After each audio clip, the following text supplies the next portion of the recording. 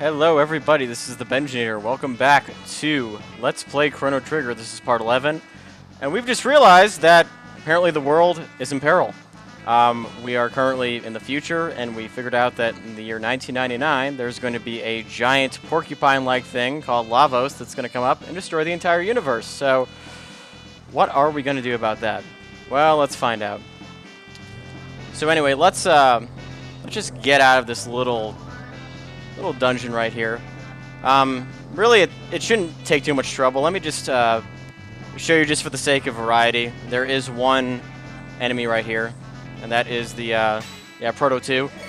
And there's lots of varieties of this type of enemy that you'll fight here. Fairly easy.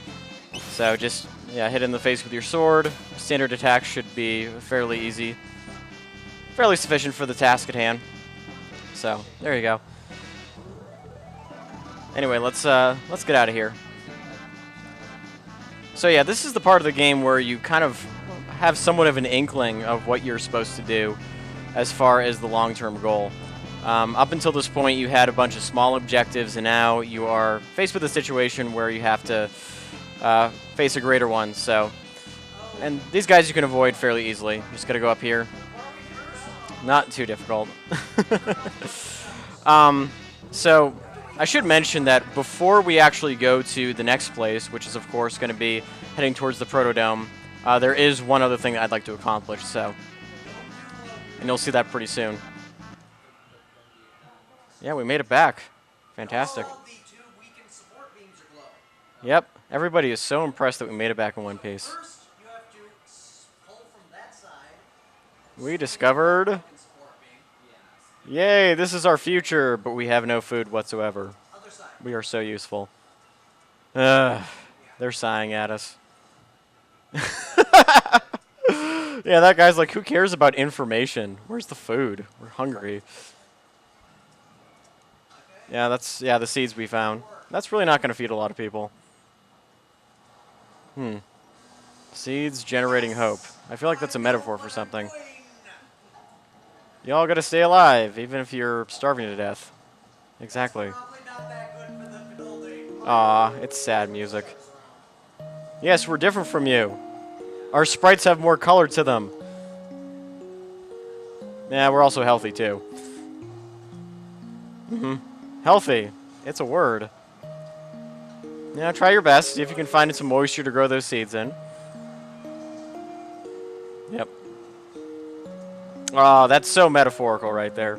Now we're doing some Indiana Jones shit. What a beautiful... Okay, Laboratory 32. And we have a bike key. Useful item for the next part up ahead.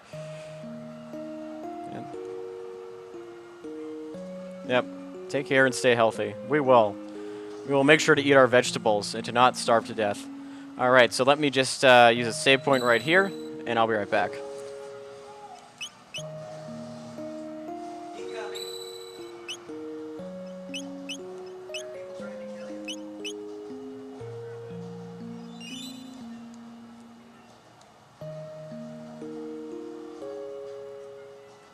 Alright, perfect.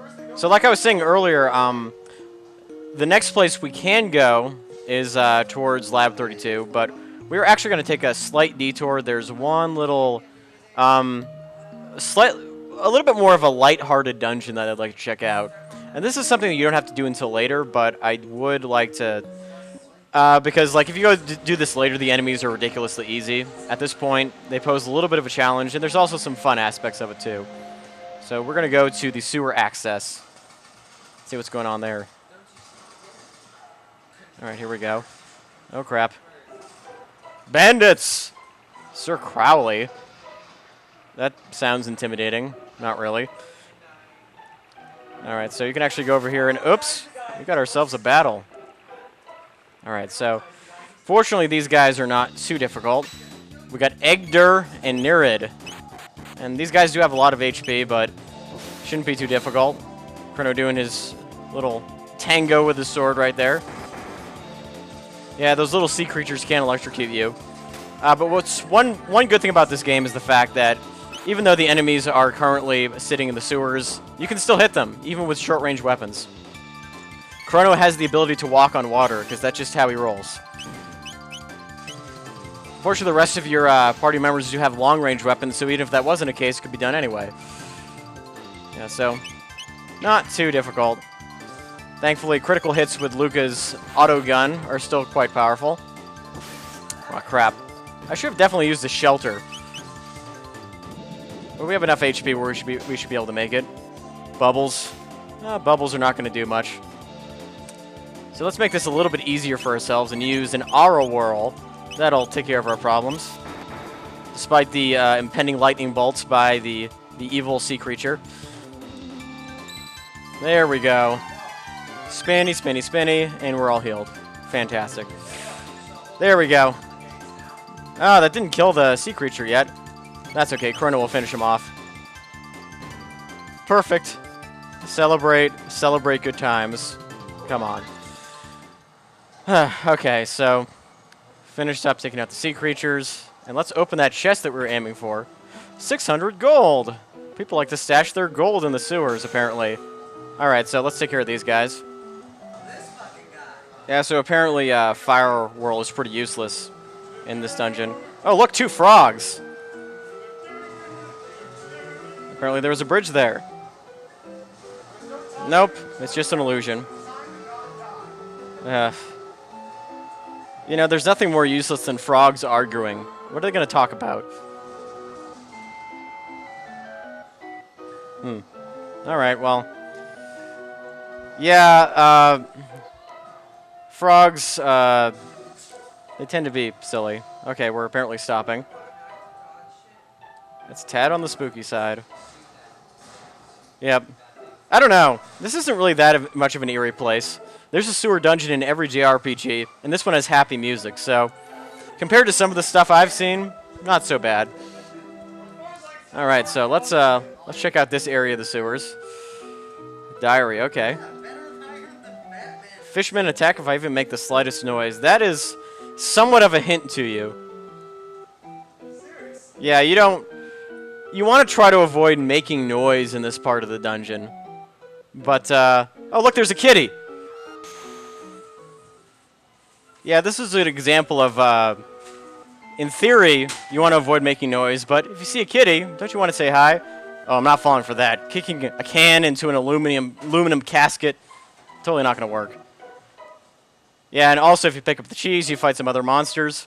But this one right here, oh look, it's a save point. Oh, I made noise. Oops. Yeah, and that's about how it went the first time for me, is that totally fell for the cat and the save point, but kicking a can in an aluminum thing and cheese, yeah, that'll do that. Anyway, that's just kind of an amusing little dungeon for you. Again, this is probably the part of the game that's not too serious. Anyway, you just hit the switch, open the door over here, and just sneak behind here, even though you can't see it, and walk out the door here. So, pretty easy. Meanwhile, we got another cutscene with the frogs. Hit the switch. Bridge opens. Yep. These frogs are a little bit too small to do that. So all they can do is ribbit at each other. So sad. And you call yourself a frog. Whatever that means. Well, we already have seen a very valiant frog in this series. Those frogs, by comparison, are not very valiant. They can't even carry a sword. Alright, up here we get... Actually, this is a pretty good... yeah, the Rage Band. So the Rage Band, I think, does actually... I'll have to check it, but... Yeah, let me see. I completely forget. Yeah, the Rage Band is actually pretty good. It does give you the ability to counterattack, and so, well, just for fun, let's put it on Chrono for a little bit. It'll lower his attack a little bit, but that's probably okay. He's still our powerhouse for the time being. And now we're going to encounter Sir Crawley himself. There he is. Yep. Almost there. Oh. Well, he's apparently the king of the sewers. Just like the Rat King. Except he's a slug. Chopped liver. I don't think I've heard that expression for at least 22 years. Yep. Wow, that's a lot of laughing. That is every type of laughing except for yuck, yuck, yuck. God, they just keep going on and on. Ugh. There we go. Now we get to fight Mr. Crawley. So yeah, you can do this dungeon a lot later, and this guy is basically just one hit, but for the sake of keeping this game at least a little bit challenging, might as well attack them. So, Crowley does have one distinct advantage, is that when he does attack, he will actually lower the HP of, in this case, Marley, to 1. So, all you gotta do is heal her right afterwards. This guy does have a fairly large charge time before he does that again, so you should be pretty safe. Yeah, so standard attack should do. Probably gonna sneak in there a Fire Whirl. God, I wish Froggy was here. We could use some X Strike power. One of the best things you can possibly do in this game. Alright, so let's wait. Fire Whirl! And we can use R with Marlow, so yeah, it should be pretty straightforward. This guy technically counts as a boss, but he's really not much of one. He's yeah, he does that. Again, he's gonna lower you to 1 HP, but it should be fairly easy to take care of. So as long as you're quick, and you just counterattack, nice. Definitely not a bad thing. And a critical hit. Et voila!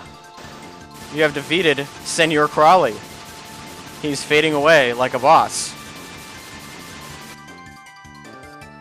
And there you go. Ah, Provoke. Ah, yes, Provoke is one of the most useless abilities in the game. Essentially, what Marley does is tap her butt, and it's supposed to confuse enemies, but it hardly ever works. So, I would recommend not using it. Anyway, over here, this is an important treasure. You get the Bolt Sword, and you get to create a little bridge right here, and this will allow you to get back to the beginning of the dungeon pretty easily. And now you have the exit. Alright, so we've made it through the sewers, and there is a obnoxiously high mountain yet next to us, as well as another dome. So what lies ahead? Find out next time in the Benjinator's Let's Play of Chrono Trigger. Thank you so much for watching, and I'll see you next time.